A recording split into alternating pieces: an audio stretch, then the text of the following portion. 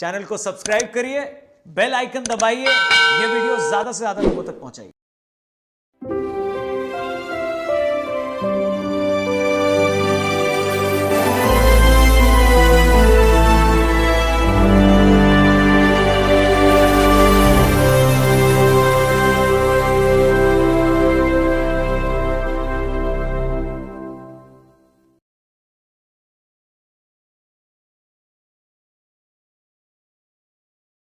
कैवल्यं शिवेन अवेन वयं निधनं लघुय यमोहं यमस्तु निरालं नराय वहं वरेयं नयति नरेयं प्राणायाम परन्तु जपेनं जपाय कायं नमनाय अनातीतमहोय स्वयं तं समस्तु ज्ञानमज्ञातं ज्ञेयं करोति निर्वागतावस्तु विद्येयं असन्तं सन्नातं ज्ञातं अगाधं बोधं लयं महादं कुरेरं केरामं नमामि नमः। आद्य सकर्ता स्वराज करुणेश कैवल करता की कृष्ण स्वामी महाराज की श्रीमंत करुणा सागर भगवान की नरवेद सागर महाराज की महान तपस्वी रघुराम महाराज की श्री परमहंस सुखानंद जी महाराज की श्री विष्णुदास जी महाराज की श्री शांतिदास जी महाराज की श्री शीतलदास महाराज की गुरु श्री सरजूदास जी महाराज की श्री अविसरदास जी महाराज की सर्व संतन की सर्वदेवन की ज्ञान संप्रदाय की गुरुगति सारसापुरी की कैवला धाम की ग्रंथ वासन पारम समय कार्य सत्य कटवृत्ति आदि 84 तत्व भागनी साधारण प्रवृत्ति न्याय बने આગળ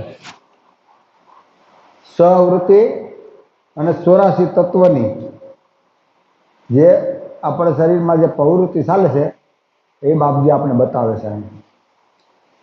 હવે અંશની સજાણ ઈસા પ્રમાણે સર્વ તત્વની ક્રિયા થવા લાગી કે અંશની ઈસા સિવાય એક કોઈ પણ તત્વ ચાલી શકતો નથી.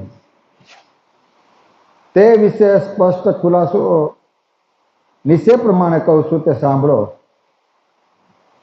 પ્રથમ રજોગુણની 10 આકાંક્ષાઓની ક્રિયા 10 પ્રકારે થાય છે તે કહીએ. જે રજોગુણની 10 આકાંક્ષા આપણે સ્થૂળ દેહમાં વર્તે છે એ બાબતે આપણને બતાવે છે કે આ સ્થૂળ દેહને વિશે 10 આકાંક્ષાઓની પૃથક પૃથક ઇન્દ્રિયો થઈ. એટલે 10 ઇન્દ્રિયો દ્વારા 10 આકાંક્ષાઓ આપણે ઉઠે છે. જે રજોગુણની પૃથક પૃથક એટલે ન્યારી ન્યારી તેને વિશે ક્રિયાવૃત્તિ પોખેલા પ્રમાણે ક્રિયા વર્તે છે. જે રજોગુણની 10 આકાંક્ષાઓ આપણામાં સ્થૂળ દેહમાં મૂકેલી પણ ક્રિયાવૃત્તિ ના હોત તો આ કોઈ હાલીસાલ કોઈ ક્રિયા થઈ શકે ઇન્દ્રિય એની મેળે કામ નથી કરતી. જે રજોગુણની 10 આકાંક્ષાઓ છે તે પણ ક્રિયાવૃત્તિ કરતા માલિકે મૂકેલી છે એટલે આ 10 આકાંક્ષાઓ આપણે વર્તન કરે છે. તોખેલા પ્રમાણે ક્રિયા વર્તે છે તે સાંભળો. પ્રથમ શ્રવણ આકાંક્ષાના કાન થયા.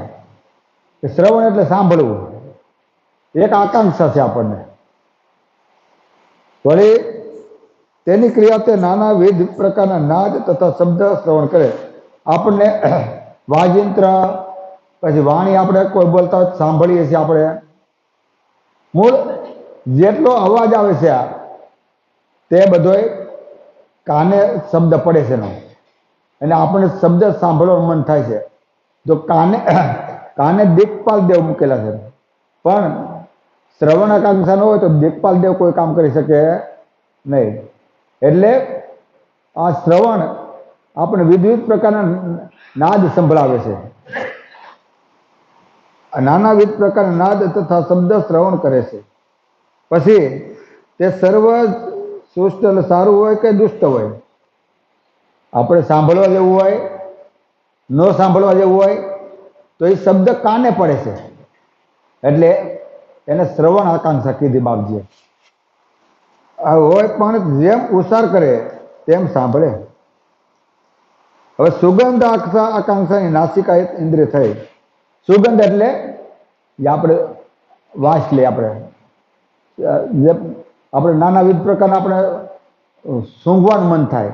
ફૂલ ઊંઘીએ છીએ, આપણે કોઈ મીઠાઈ બનતી હોય, ગમે તે કોઈ વસ્તુ હોય, જેટલું આપણને સુગંધ મળે છે, સુગંધ હોય કે દુર્ગંધ હોય, પછી એ નાસિકા ગ્રહણ કરે. કેમ કે અહીંયા અશ્વની કુમાર બેઠેલા છે, એટલે બીજી ઇન્દ્રિયો કોઈ કામ નહીં સાંભળે, સુગંધ લઈ શકે. કાન હોય, હાથ હોય, મુખ હોય, પગ હોય, ગુદા હોય, સાંભળી હોય, તો કોઈ એને સુગંધ ગ્રહણ કરી શકે નહીં. માત્ર એક જ નાસિકા ગ્રહણ કરી શકે. તો જેના વડે દેવ માનવ આદિ સર્વના શરીરો શોભિતા દેખતા હોય. વળી જો નાસિકા ના મૂકી હોય, આપણે મનુષ્ય હોય, પશુ પક્ષી હોય, દેવ દાનવ માનવ કોઈ પણ હોય, તો આપણું શરીર શોભે નહીં. આ જે 10 ઇન્દ્રિયો માલિકે મૂકેલી છે, એનાથી જ આપણો ઘાટ શોભે છે. કરતા માલિકે એક કોઈ પણ વસ્તુ કમી રહેવા દીધી નહીં. આ નાસિકાએ ઉત્તમ મધ્યમ આદિ ગંધ ગ્રહણ કરવામાં આવે છે કે આપણે જે દુર્ગંધ હોય કે સુગંધ હોય તે નાસિકા ગ્રહણ કરે છે. એટલે કહેવાનો મતલબ કે હવે નિરીક્ષણ આકાંક્ષાના ચક્ષુ થયા. નિરીક્ષણ એટલે જોવું. આપણે ચક્ષુ એટલે આપણે નેત્ર કહીએ, આંખો કહીએ. આપણે એ જોવાનું કામ નેત્ર જ કરી શકે છે. કેમ? ત્યાં સૂર્ય ચંદ્રના દૈવિક તત્વો મૂકેલા આપણા નેત્રમાં. બીજી અન્ય 9 ઇન્દ્રિય છે તો કોઈ જોઈ શકે નહીં. પહેલી તે નેત્રે કરીને સરાસર વિરાટ અણુરેણુથી આદિ દેખાય છે. સ્થાવર જંગમ સર અને અસર જેટલું આપણે જોવામાં આવે છે એ બધું નેત્ર દ્વારા જ આપણે જોવામાં આવે છે, અને નેત્ર જ જોઈ શકે.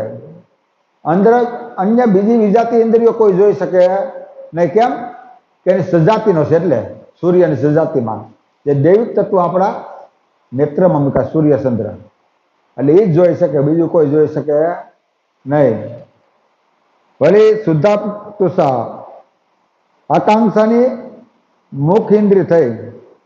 એટલે જે ભૂખ લાગે છે આપણને, કે જે આપણે બોલીએ છીએ તે મુખ દ્વારા જ આપણે બોલી શકીએ છીએ. બીજી કોઈ ઇન્દ્રિય દ્વારા આપણે બોલી શકાય નહીં. વળી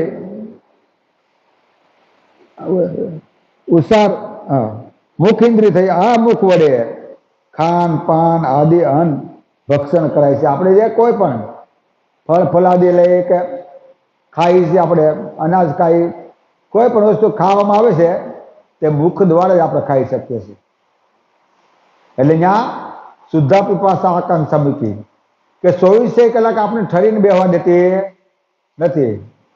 જ્યાં મૂકેલી છે. એટલે વળી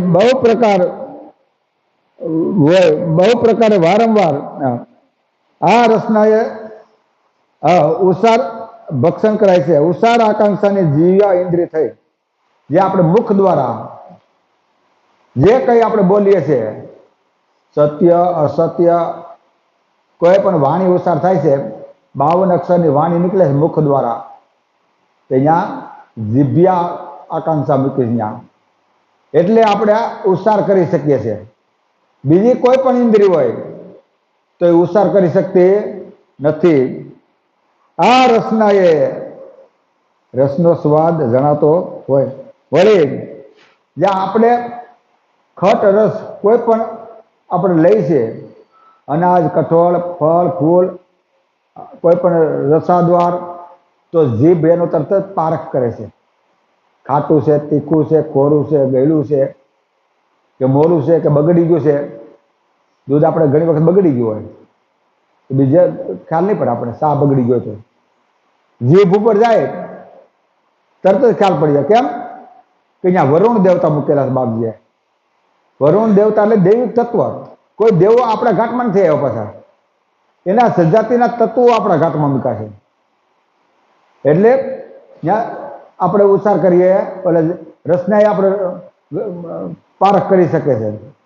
સત્ય અસત્યનું કોણ સ્વાદનું પારખ કરી શકે?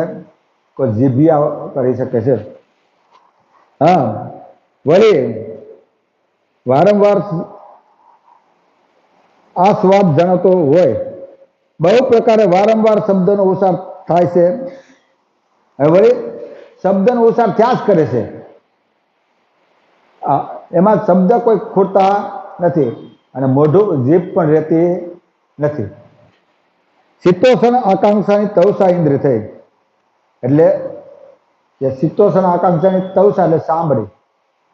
તો ત્યાં આપણને ઠંડી ગરમીની ફરક પડે. ગરમી છે કે ઠંડી છે તો તવસા એનું પરીક્ષા કરી શકે. કેમ કે ત્યાં વાયુ તત્વ મૂકેલો માલિક, એટલે વાયુ તત્વના હિસાબે આપણે જણાય છે.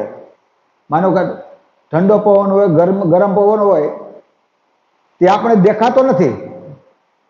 ગરમી હોય, ઠંડી હોય, આપણે જોઈ નથી શકતા, પણ સાંભળીએ સ્પર્શ થાય ત્યારે આપણને ખબર પડે ગરમી છે ઠંડી છે. એમ વળી તમે કપડાં ગમે તે પહેરો, મુલાયમ હોય, ખરબસરા હોય, કોટનના હોય, પોલિસ્ટરના હોય, કે આપણે ખંજવાળવા એવા હોય, તો તવસા એનો પરખ કરી શકે છે. વળી તવસા ઇન્દ્રિય થઈ તે શરીરને અંતર બાહ્ય વશિષ્ઠ એટલે વીંટાઈને રહેલી છે. વળી આપણે માનવ ઘાટ બનાવ્યો માલિકે, સ્થાવર જંગમ બધા ઘાટ બનાવ્યા, પણ તવસા ના મૂક્યું હોય તો કોઈને હું આપણે જોવાનું મન નહીં થાય. શેરો તો એમાં શું છે, આગ ને માંસ જ છે, બીજું કાંઈ છે આપણે હાડકાને માંસ જ જોવા મળે, તો કોઈ ઊભું ન રહી, આપણે જોઈએ નહીં. પણ તવસાથી મઢેલું છે આ ઘાટને, સાંભળીથી. એટલે સુંદર જે જેના ઘાટ પ્રમાણે માલિકે બનાવ્યો હોય એ પણ બધા પોતપોતાને સુંદર જ લાગે છે. એનું કારણ તવસા મૂકેલી છે. એટલે વળી તેની ક્રિયા તે જ્યારે શીત ઉષ્ણનો સ્પર્શ થાય ત્યારે જણાય છે. ગરમી હોય કે ઠંડી હોય ત્યારે આપણે ખબર પડે ગરમી ઠંડી છે. એમ હવે ગ્રહણ આકાંક્ષાની હાથ ઇન્દ્રિય થઈ. ગ્રહણ એટલે પકડવું. જે આપણે હાથેથી બધું કામ કરીએ છીએ, બધું પકડવું હોય, ચાલવું હોય, કોઈ પણ વ્યવહાર કરવો હોય તો હાથ ઇન્દ્રિય છે. એટલે એનેથી આપણે જણાય આવે છે કે અમુક આપણે આ વસ્તુ છે પણ ખબર પડે. તો એ ગ્રહણ આકાંક્ષા ક્યાં મૂકેલી છે? આપણે હાથ ઉપર મૂકી બાબજીએ. આ હાથે કરીને પદાર્થ આપવા લેવાની ક્રિયા થાય છે. જે આપણે આખો દિવસ કોઈ વહીવટ કરતા હોય, કોઈ ધંધો રોજગાર કરતા હોય, કોઈ મહેનત કરતા હોય તો હાથે જ થાય છે ને. તમારે પૈસાનો લેવડ દેવડ કરવો હોય, કોઈ બીજી વસ્તુનો લેવડ દેવડ કરવી હોય તો હાથ સિવાય થઈ શકતી નહીં. એટલે એને ગ્રહણ આકાંક્ષ, ગ્રહણ એટલે લેવું, ગ્રહણ કરી રાખે, એને ગ્રહણ આકાંક્ષા કરી કીધી. હવે વિષય આકાંક્ષાની ઉપસ્થ ઇન્દ્રિય થઈ. આ ઇન્દ્રિય કરીને મૂત્ર, ધાતુ, મેથન ક્રિયા થાય છે. એટલે આ પેશાબ, પાણી, આ તે અનેક ક્રિયાઓ ઉપસ્થા ઇન્દ્રિય થાય છે. એટલે ત્યાં બાબુજીએ કીધું કે વિષય આકાંક્ષા કીધી. ભલે મળ વિસર્જન આકાંક્ષાની ગુદા ઇન્દ્રિય થઈ, કે જે આપણે ખાઈએ છીએ બધું અન્ન, જળ, ભક્ષણ કરીએ છીએ. જો ગુદા અવસ્થા, ગુદા સ્થાનથી જો આ મળ વિસર્જન ના નીકળે તો આપણે રહી શકીએ અને શરીર પણ સારું ના રહી શકે. એટલે બાપજીએ મળ વિસર્જન આકાંક્ષા ગુદા ઇન્દ્રિય થઈ તે નિર્મિત મળનો ત્યાગ કરી સુખ શાંતિ આપે છે.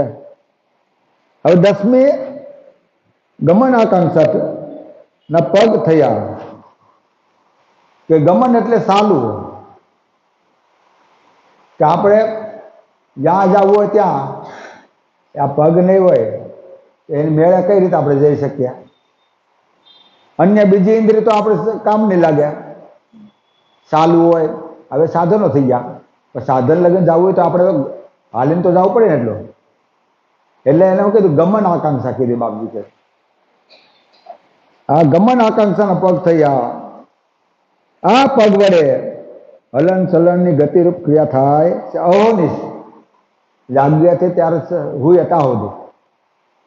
અને 10 ઇન્દ્રિયોનો ક્રિયા થઈ જાય છે, છતાં એને કોઈ ઠાક લાગતો નથી. કેમ કે ત્યાં દેવ તત્વ માલિકે મૂક્યા છે એટલે. અને દેશ પરદેશ જવાય છે. આ પ્રમાણે 10 આકાંક્ષાઓ 10 ઇન્દ્રિયો કરીને જે ક્રિયા થાય છે તે પ્રમાણે કહી. 10 ઇન્દ્રિયોની ક્રિયા બાપજીએ આપણા શરીરમાં વર્તે જ જાય છે, એટલે એ આપણે બતાવી. આ અહંકાર ગણથી જે 10 તત્વો થયા તેનું રૂપ ક્રિયા સહિત બતાવીએ છીએ. જે અહંકાર ગણથી, જે અહંકાર ગણ છે એનાથી 10 તત્વો થયા તેનું રૂપ ક્રિયા સહિત બતાવીએ છીએ. પૃથ્વી તત્વ તે ઘાતને વિશે જડ વજન રૂપે જાણવું. જે આપણા શરીરમાં જે પૃથ્વી છે, ઘાટ રૂપે આપણું વજન છે, તે પૃથ્વી તત્વ છે. 5 તત્વોનો આપણા શરીરમાં બંધારણ માલિકે બનાવ્યું છે, અને 5 બધા મિશ્રણ કરીને બતાવ્યા છે. તે ઘાતને વિશે જળ વજન રૂપે જાણવું. હવે અગ્નિ તત્વનો ભાગ તે જળ શરીરને વિશે જઠરા અગ્નિથી હાથ લઈને ઉષ્ણ પણ રહ્યું છે. જે અગ્નિ તત્વ છે તે આપણે જઠરા અગ્નિમાં મૂકેલો છે, અને આપણું ઉષ્ણ એટલે ગરમી દેખાય તે એ અગ્નિ તત્વ જાણવું. હવે જળ તત્વનો ભાગ તે શરીરને વિશે રુધિર રૂપે રહ્યો, એટલે આ લોહી છે, નસુમાં લોહી વહ્યા કરે છે. વળી આપણા શરીરમાં અમુક ટકા પાણી પણ રહેલું હોય છે, એને જળ તત્વ કીધો બાપજીએ. જો જળ તત્વ ના હોય તોય પણ શરીર ના રહી શકે, અગ્નિ તત્વ ના હોય તો રહી ના શકે, પૃથ્વી તત્વ ના હોય તો એ ના રહી શકે. કરતા માલિકે 5 તત્વની વ્યસની કરી આ ઘાટમાં. સ્થૂળ દેહ છે એ વજન રૂપે છે, માલિકો અગ્નિ છે. બપોરે આપણે સવારમાં ના ખાતો હોય, બપોરે ભૂખ લાગી કેવી કડકડતી નાભીમાં ખબર પડે આપણને હવે ભૂખ લાગી છે.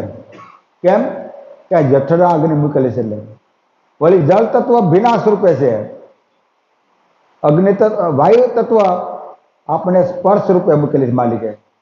એટલે વાયુ તત્વ છે નસુમાં લોહી વહ્યા કરે છે.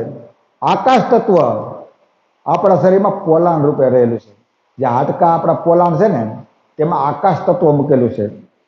હવે વાયુ તત્વનો ભાગ તે નાડીઓ થઈને ધડકાયા કરે છે, ધબકારા મારે છે આપણને. જે આપણે ડોક્ટર કે કોઈ વૈદ આપણને જોવે તો નાડી ઉપર જોવે છે આપણને, ધબકારા કેટલા વધી ગયા છે ઘટા છે એમ. તો ત્યાં વાયુ તત્વ મૂકેલો છે. એટલે વ્યોમ તત્વનો વિભક્ત દેહ વિશે સર્વ ઇન્દ્રિયો તથા રોમ રોમમાં વિકાસ રૂપે રહેલો હોય. રોમે રોમે રગે રગમાં વાયુ તત્વનો વિકાસ રહેલો છે એમાં, એટલે આપણું શરીર હાલી ચાલી શકે છે અને સારું રહે છે. હોય તેના પેટામાં વ્યાપક શબ્દનાદ ધુનકાર રૂપે સૂરનો ગુંજાર વર્તે છે. એમાં આપણો શબ્દનો ગુંજાર વર્તે જાય છે એમાં પેટામાં. બાપજી કહે છે આ આકાશ તત્વનું રૂપ જે કહ્યું તે પંચભૂત પૈકીનું છે. આ પ્રકારે પંચભૂતના અંશ જે દેખાડ્યા, કોઈ અંશ આપણા ઘાટમાં નથી આવ્યો, પણ દૈવિક તત્વો માલિકે ત્યાં મૂકેલા છે. આ સ્થૂલ રૂપે શરીર જે દેખાય છે તે હવે પંચ માત્રા લક્ષણ કહું છું. પંચ માત્રા બાબજી કીધે શબ્દ માત્રા, સ્પર્શ માત્રા, રૂપ માત્રા, પછી શબ્દ સ્પર્શ રૂપ રસ અને ગંધ, જે પાંચે પાંચ માત્રા માલિકે આપણા ઘાટમાં તત્વો પ્રમાણે વર્તે છે. શબ્દ માત્રા ધવની રૂપે છે. શ્રવણ એટલે કાને સાંભળ્યો છે જે ગુણ રહેલો છે. જે શબ્દ આપણે મુખે બોલાય છે જીભિયાએ, પણ સાંભળે છે કોણ? કાન સાંભળે છે. તે શબ્દને ગ્રહણ કરે છે. રૂપ માત્રા તે નેત્ર વિશે નિરખવાપણું હોય, તે તત્વ પદાર્થ દેખે છે. રૂપ માત્રા શું કરે છે? જોવાનું, એટલે તત્વ પદાર્થને આપણે જોયા કરીએ છે. એ નેત્ર મૂકેલું છે રૂપ માત્રા. હવે ગંધ માત્રા તે નાકને વિશે બહુવિધ સુગંધ લેવાય છે. ગંધ માત્રા ક્યાં મૂકેલી? આપણે નાસિકાએ મૂકેલી માલિકે. જો એ ના મૂકેલી હોય આપણે ખ્યાલ પડે નહીં. પછી જો કોઈ પણ આપણે રસોઈ બનાવતા હોય ને ત્યારે પૃથ્વી તત્વ ચાલતું હોય ને, ગંધ માત્રા હોય ને, તો ઓલે પણ રસોઈ બનતું હોય તો અહીંયા આપણને ખ્યાલ પડે. મીઠાઈ હોય કે કોઈ શાક વઘાર્યું હોય, દાળ વઘારેલી હોય, તેનું કારણ કે પૃથ્વી તત્વની રસ માત્રા છે, એટલે ગંધ માત્રા છે. એટલે આપણે તરત જ સુગંધ દુર્ગંધ હોય તો આપણે ફરક બતાવે છે. તે હવે રૂપ માત્ર તે નેત્ર બહુવિધ સુગંધ લેવાય છે તે. હવે રસ માત્ર તે રસ માત્ર તે રસનો સ્વાદ જણાય છે. જીભ્યાએ રસ માત્રાને આપણે ખાટું ખોરું આગળ આપણે કીધું તેમ રસે આપણે ખબર, જીભ્યાએ ખબર પડે છે. તો કે એનું કારણ કે અહીંયા કરતા માલિકે રસ માત્રા મૂકેલી છે. એટલે હવે સ્પર્શ માત્રા તવસાન વિશે રહેલી હોય. શીતોષણ પણ જણાય છે, એટલે ગરમી ઠંડીનો ખ્યાલ પડે. આ પ્રમાણે પંચ માત્રા તે પંચ જ્ઞાન ઇન્દ્રિય વિશે રહેલી છે. આ પાંચે પાંચ માત્રા જ્ઞાન ઇન્દ્રિય છે રહેલી હોય, અને તેને અંતરબાહ્ય સંધિમાં રહેલી હોય જાણવી. અંતર અને બાહ્ય જે સંધિ છે એમાં રહેલી પાંચે પાંચ માત્રા. હવે પંચભૂત અને પંચ માત્રા અહંકાર ગણની હોય તેની ક્રિયા દેખાડી. હવે સત્વગુણથી પંચ અવસ્થા અને પંચ અંતસ્કરણની જે ક્રિયા થઈ છે તેના વિભાગની બેન ક્રિયા કહું છું. 5 અવસ્થા અને 5 અંતસ્કરણ આપણા ઘાટમાં વર્તે જાય છે, એની આપણે જાણ છે. ને 5 અવસ્થા વર્તે છે આપણે: જાગ્રત, સપના, સસોપતિ, તુરિયા અને ઉન્મની. અને 5 અંતસ્કરણ છે આપણે: મન, બુદ્ધ, અહંકાર, ચિત્ત અને નસીન. તે સાંભળો.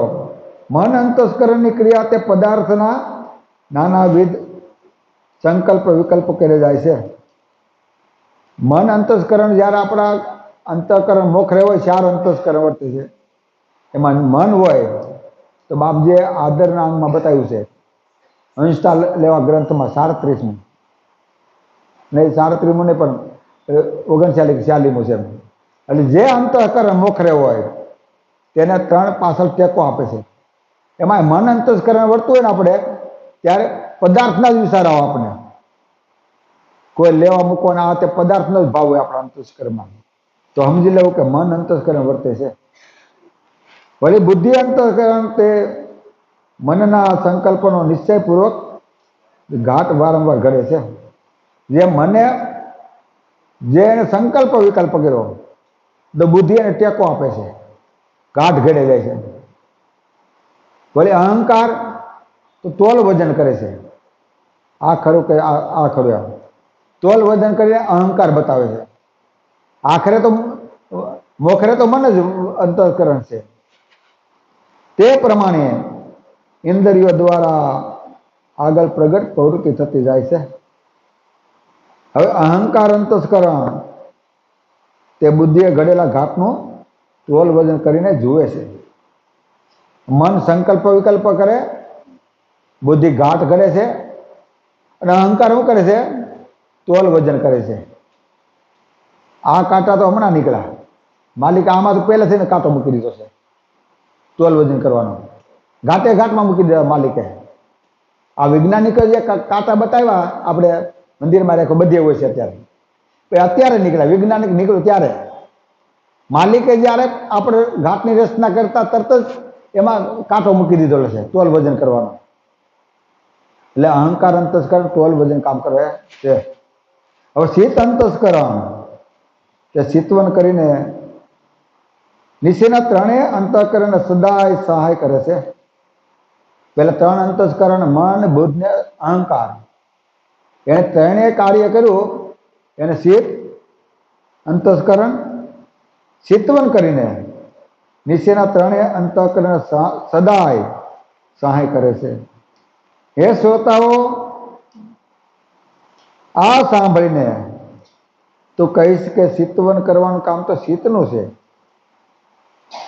અને નીચેના 3 અંતઃકરણમાં ચિત્તવન કરવાની ક્રિયા નથી. કોઈ પ્રતિવાદી પ્રશ્ન કરે, બાપજી કહે છે તો ચિત્તવન કરવાનું ચિત્તવનમાં છે, પણ 3 અંતઃકરણમાં છે મન, બુદ્ધ અને અહંકારમાં નથી, બાપજી કહે છે.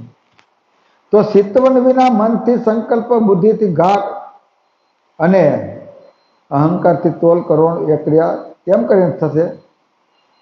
જો ચિત્તવન ના હોય, મનથી બુદ્ધિથી ઘાટ કરવાનું, મન સંકલ્પ કરે છે, અહંકાર તોલ વજન કરે છે, તો ચિત્તવન હોય તો થઈ શકે. તો કેમ કરીને થાય? બાપજી કહે છે તેનો ખુલાસો કરો. હે શ્રોતાઓ, તને જે અંદેશો આવ્યો તેનું નિવારણ કરવા ખુલાસો કરું છું, તે સાંભળો. પોતે ચૈતન્ય અંશની જે સત્તા છે તે સત્તારૂપ જે ચૈતન્યનો ભાસ, તે ભાસને જ્યારે અંતઃકરણ ગ્રહણ કરે, હું કીધું આવી આવ્યો ખુલાસો. પોતે જે ચૈતન્ય છે, કોણ? અંશ. એ ચૈતન્ય અંશની જે સત્તા છે તે એટલે આ અંતસ્કરણ ઉપર વૃત્તિ પડી ને એને ભાસ પડ્યો. જે અંતસ્કરણ ઉપર ચૈતન્ય અંશનો ભાસ પડ્યો. એ અંતઃકરણ તો બધા કેવા જવડા જેવા છે, અંતઃકરણ ક્રિયા કરતા નથી, એની ઉપર અંશનો ભાસ પડ્યો. એટલે આપણું શરીર એ રીતે ચાલે છે. આ 72 તત્વો ચાલે છે, આમ તો 84 તત્વો. જો અંશનો ભાસ ના હોય તો આ શરીર આપણું જવડા જેવું છે. આગળ આવ્યું તો આપણે એમ અંદેશો આવ્યો તેનું નિવારણ કરવા ખુલાસો કરું છું, તે સાંભળો. પોતે ચૈતન્ય અંશની જે સત્તા છે તે સત્તારૂપ જે ચૈતન્યનો ભાસ, તે ભાસને જ્યારે અંતઃકરણ ગ્રહણ કરે ત્યારે સંકલ્પ આદિ ક્રિયા પંચ દેહને વિશે થાય છે. અંતઃકરણ કોનો ગ્રહણ કરે છે? આ બધું બતાવ્યું આપણને. પણ મૂળ અંશનો ભાસ ના પડે તો કોઈ અંતઃકરણ કામ કરી શકતા નથી. એટલા જ માટે અંશના ચૈતન્ય ભાસ વડે અંતઃકરણ આદિ સર્વ તત્વ ચેતન થાય છે. જે આ 72 તત્વો ઈચ્છાવૃત્તિના બાબ્ય 72 તત્વો બતાવ્યા છે, બનાવ્યા. આપણે ઘાટે ઘાટમાં બધા થાવર જંગમ બધા ઘાટમાં મૂકેલા છે અને એ તત્વો વર્તે છે. પણ અંશનો ભાસ ના હોય તો તત્વો વર્તે નહીં. આગળ આપણે કીધું કે રજોગુણની જે 10 આકાંક્ષા આપણા શરીરમાં સ્થૂળ દેહમાં વર્તે છે, એ ક્રિયા કરે છે 10 ઇન્દ્રિયો, એ તો હથિયાર છે બધા. પણ અંશનો ભાસ ના હોય તો એ ઇન્દ્રિયો કોઈ કામ કરી શકે નહીં, બધી લુલ્યું છે. જે ચૈતન અંશનો જેવો ભાસ જેવો ભાવ એવી ઇન્દ્રિયો કામ કરે, વિશેષ થઈ છે. એટલા જ માટે અંશના પણ અંશ જે સમયે જે તત્વ ઉપર દ્રષ્ટિ કરે તે તત્વના ભાગ ચૈતન થઈને વર્તે છે. જેમ પવન સિવાય પાંદડું હલી શકે નહીં, એમ અંશની ઈચ્છા સિવાય, અંશના ભાવ સિવાય એ કોઈ તત્વ હાલી શકતો, ક્રિયા કરી શકે નહીં. એટલે તત્વના ભાગે ચૈતન થઈને વર્તે છે. આ તત્વો બધા ચૈતન થઈને વર્તે છે એનું કારણ કે અંશનો ભાસ છે. એટલે જો કદાચ અભિમાન ઉપર પ્રથમ ચૈતન વૃત્તિનો ભાસ પડે તો તેની જ ક્રિયા શરીરની વિશે અદ્રશ્ય રૂપે વર્તે છે. આપણને કોઈ અભિમાન આપણે હોય કે મારા જેવો કોઈ છે નહીં, કે મારા જેવો કોઈ બાહુબળીઓ છે નહીં, કે હું કહું તે સાચું, એટલે આપણા શરીરમાં અભિમાન વર્તે છે. તો બાબુજી કહે છે અભિમાન ઉપર પણ પ્રથમ ચૈતન્ય વૃત્તિનો ભાસ પડે, એમાં અંશની વૃત્તિનો ભાસ પડે છે ત્યારે જ અભિમાન આપણામાં આવે છે. જે તત્વ જેવી ક્રિયા કરે પણ અંશનો ભાસ ના હોય તો ક્રિયા થઈ શકે નહીં.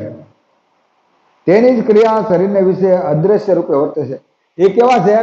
અદ્રશ્ય છે, છતાંય દ્રશ્ય આવે ને કામ કરી જાય છે. એ આપણે જોવામાં આવતા નથી. એ જ પ્રકારે ચૈતન અંશનો ભાસ મન આદિ જે અંતસ્કરણ ઉપર પડે ત્યારે જ મન આદિને પ્રથમ જાગૃત કરે છે. કહેવાનો મતલબ કે સારે અંતસ્કરણ આગળ બતાવ્યા આપણને, એ બધા કાર્ય રૂપે કાર્ય કરે છે.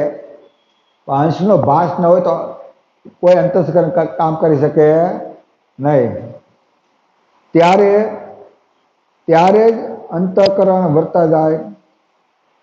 સ્થૂળ દેહની પ્રવૃત્તિ મન અંતસ્કરણ સન્મુખ નેત્ર વિશે રહેલી છે. મન અંતસ્કરણ ક્યાં રહેલું છે? આપણે નેત્ર દ્વારે.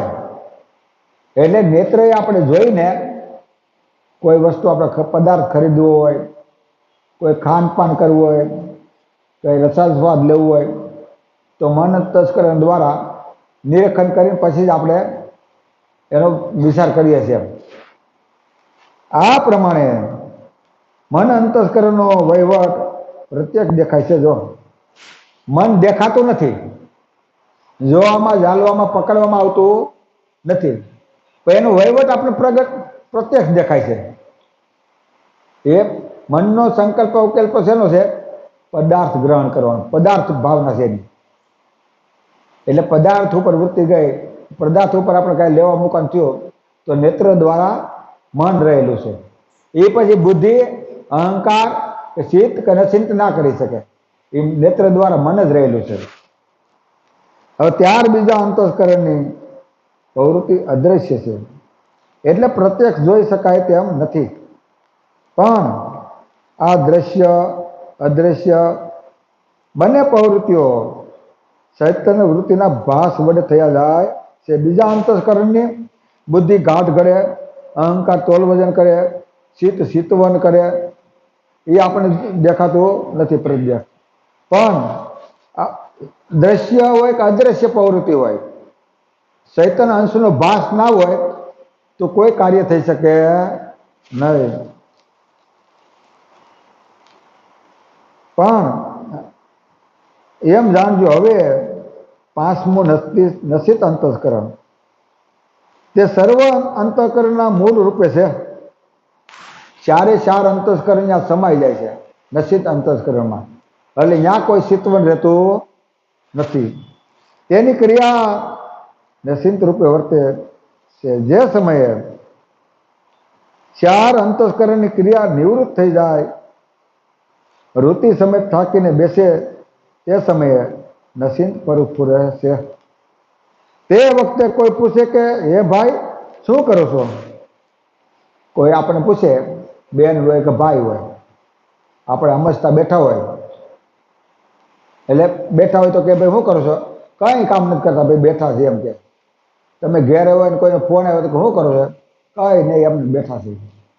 એમને બેઠા નથી, પેલું નસિંત અંતઃકરણ વર્તે છે ને એટલે. પેલું જો મન હોય કે બુદ્ધિ હોય કે અહંકાર હોય તો પ્રવૃત્તિ ચાલુ થઈ જાય સીધી. ચિત્તોનું હોય ચારે ચાર અંતઃકરણ.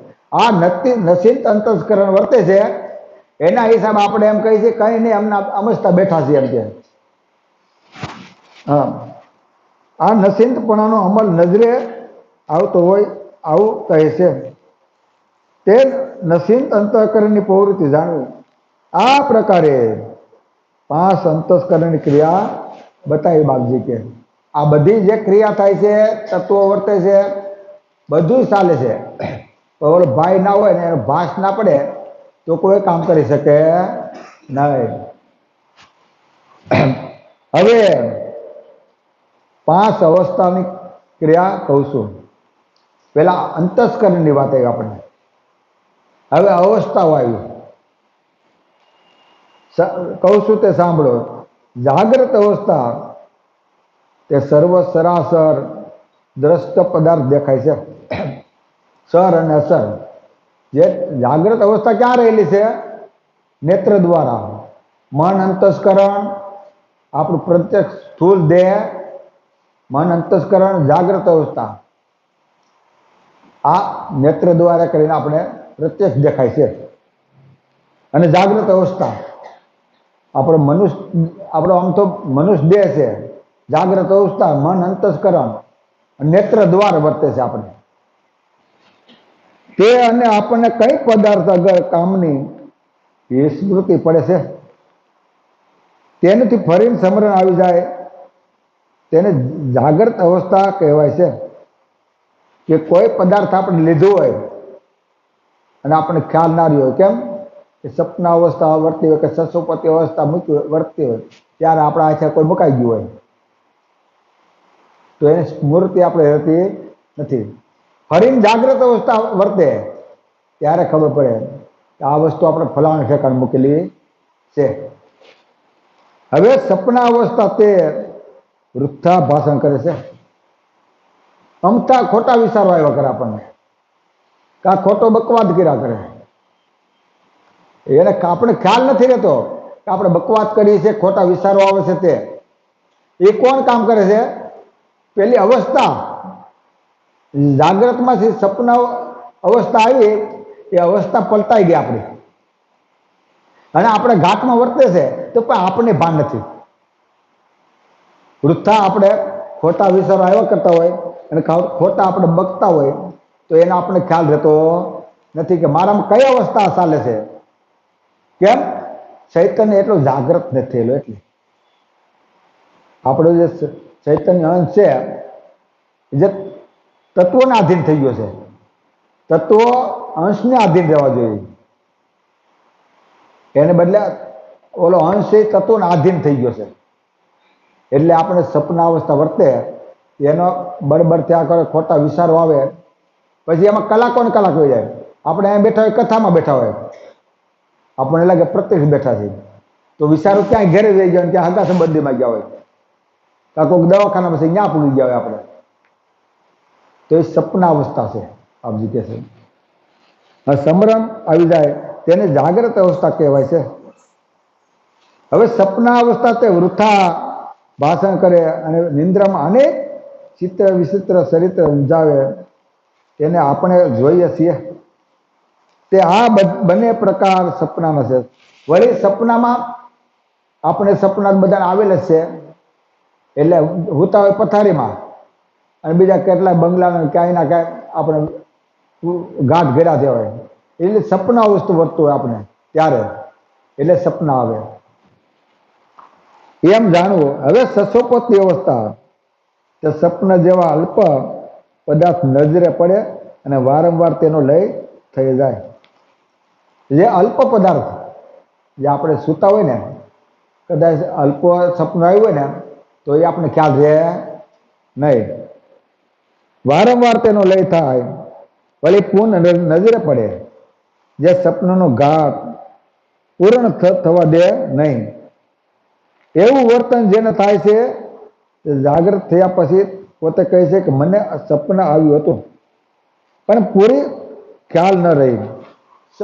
જાગીને પાછા એમ કે ખરા કે મને સપનું આવ્યું હતું એની જાણ રહી છે નહીં. કેમ કે સસોપતિ અવસ્થામાં સપનું આવ્યું હતું એટલે આ પ્રકારે વર્તમાન થાય તેને સસોપતિ અવસ્થા જાણવી. હવે તુરિયા અને ઉન્મની આ બંને અવસ્થાઓ પ્રાણાય રૂપે દેહને વિશે વર્તે છે. તુરિયા અને ઉન્મની જે આપણે પ્રણ ઉપર વર્તે છે. લેવાતો ઓહંગ એ તુરિયા અને મુકાતો જેમાં ઓહંગ પ્રાણને વિશે વૃત્તિરૂપ મહાકારણ દેહ વર્તે છે. જે આ બે વૃત્તિ છે મહાકારણ ને પરમ કારણ દેહ. ઓહંગ પ્રણ ઉપર ઓહંગ પ્રણ વિશે વૃત્તિરૂપ મહાકારણ વર્તે છે. આ વૃત્તિરૂપ દેહ ઓહંગ પ્રણ ભીતર નાભીને વિશે ખેંચી રાખીને રહે છે કે જે આપણે ભીતરમાં પ્રણવને ખેંચી રાખે છે. કોણ? ઓહંગ પ્રણવ. એને તુરિયા અવસ્થા કીધી બાપજે. આ લેવાતો ઓહંગ પ્રણવ એકલો ઘોર કરતો ચાલે તે ક્રિયા તુરિયા અવસ્થાની જાણવી. આપણે ઘોર કરતો ચાલતો હોય તો એમ સમજી લો તુરિયા અવસ્થા વર્તે છે. આપણને તમે કમને હોય તત્વની હજી કોઈ ખ્યાલ છે નહીં. હવે પાંચમી ઉન્મીની અવસ્થા તે પરમ કારણ દેહને વિશે વર્તે છે. આ દેહ સમેત પ્રવૃત્તિ કહું છું તે સાંભળો. પાંચમો પરમ કારણ દેહ તે સ્થૂળ દેહની આધ લઈ મહાકારણ દેહ સુધીના ચારે દેહને ધારણ કરીને રહ્યો છે. પાંચમો પરમ કારણ દેહ કેવો છે? સ્થૂળ, સૂક્ષ્મ, કારણ ને મહાકારણ. આ ચારે દેહને ધારણ કરી રહેલો છે. જેમ લો સુમક હોય આપણે એને આપણે ચાસણી મૂકીએ ને તે પકડી રાખે. એની બીજી અડાડો બીજી પકડી રાખે. ત્રીજી પર મૂકો ત્રીજી પકડી રાખે અને ચોથી મૂકો તો ચોથી અને પાંચમી મૂકો પાંચમી. એમ આ પરમ કારણ દેહના હિસાબે મહાકારણ, કારણ, સૂક્ષ્મ અને આ સ્થૂળ દેહ આ ચારે ચાર દેહ એમાં તોળાઈ રહેલા છે. આ પરમ કારણ દેહ સ્થૂળ દેહની આધ લઈ મહાકારણ દેહ સુધીના ચારે દેહને ધારણ કરી રહ્યો છે. તેને જ્યોતિ સ્વરૂપ નિરંજન અભિમાન જાણજો. કેવો છે નિરંજન? ઓલો પરમ કારણ દેહ તે જ્યોતિ સ્વરૂપ છે. નિરંજન અભિમાન જાણજો. આ અભિમાન રૂપ જ્યોતિ ચારે દેહને સ્થિર રાખે છે. જો નિરંજન જ્યોતિ રૂપ નિરંજન અભિમાન ના હોય તો આ દેહ તોડી રખાય નહીં. આ જ્યોત રૂપ અભિમાનની પ્રવૃત્તિ ઓહંગ અને સોહંગ. આ બંને પ્રણવને વિશે બે પ્રકારે થાય છે. એક તો સ્થૂળ દેહનો અવધિકાળ આવતા સુધી પ્રણવના યોગ વડે વૃત્તિ અને અભિમાન સ્થિર રહ્યા છે.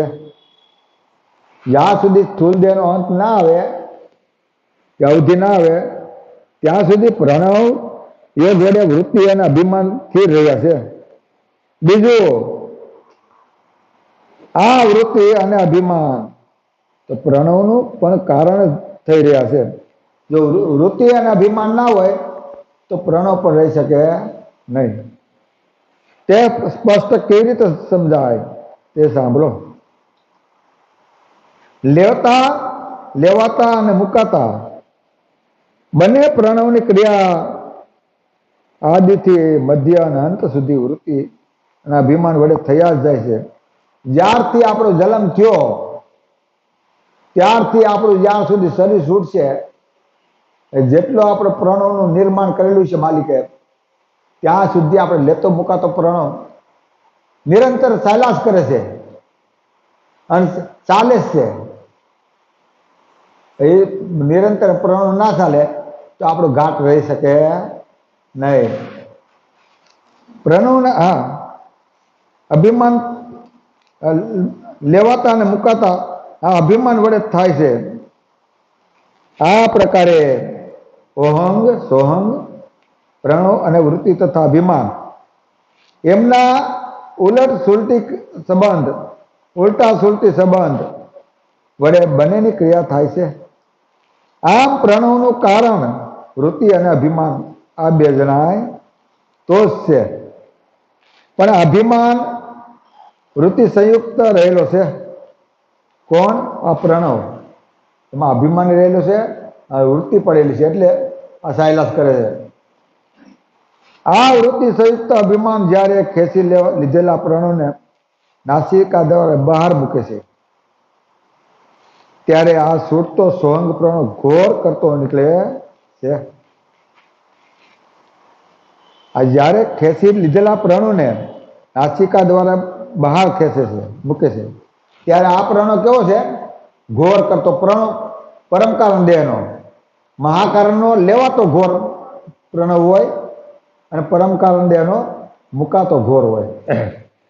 ત્યારે આ છૂટતો સોહંગ પ્રણવ ઘોર કરતો નીકળે તો તે મુખ્ય ઉન્મૂની અવસ્થા વર્તે છે એમ જાણવું.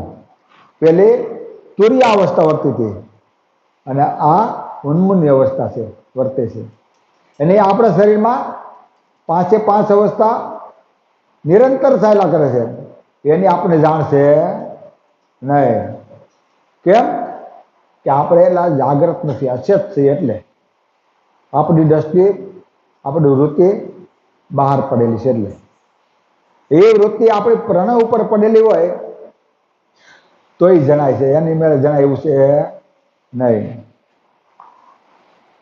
એમ જાણવું. આ પ્રકારે 5 અવસ્થાની મુખ્ય ક્રિયા થાય છે તે કહી. હવે પંચ અવસ્થા 5 દેહને વિશે વર્તે છે તે જાગ્રત અવસ્થા સ્થૂળ દેહને વિશે, સપના અવસ્થા સૂક્ષ્મ દેહને વિશે, સુષુપ્તિ અવસ્થા કારણ દેહને વિશે, તુર્ય અવસ્થા મહાકારણ દેહને વિશે અને ઉન્મૂની અવસ્થા પરમ કારણ દેહને વિશે વર્તે છે.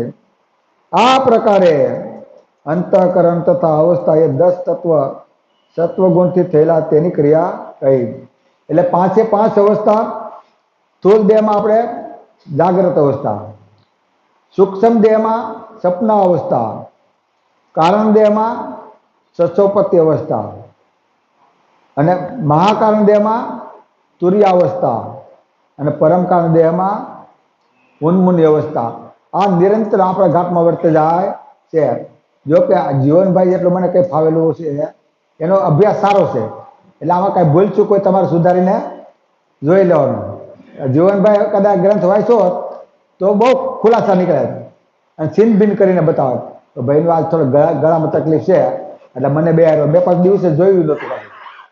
શ્રીમંત કરુણા સાગર ભગવાન કી, આદ सकर्ता स्वराज करुणेश कैवल करता की, कृष्ण स्वामी महाराज की, श्रीमंत करुणा सागर भगवान की, नरवेद सागर महाराज की, महान तपस्वी रघुराम महाराज की, परमहंस सुखानंद जी महाराज की, श्री विष्णुदास जी महाराज की, श्री शांतिदास जी महाराज की, श्री शीतलदास महाराज की, गुरु श्री सरजूदास जी महाराज की, श्री अविसरदास जी महाराज की, सर्व संतन की, सर्व देवन की, ज्ञान संप्रदाय की, गुरु गादी सारसापुरी की, कैवल धाम की, वेदार्थान की, ग्रंथ वासन समाप्ति का जय जय सत्यवल साये।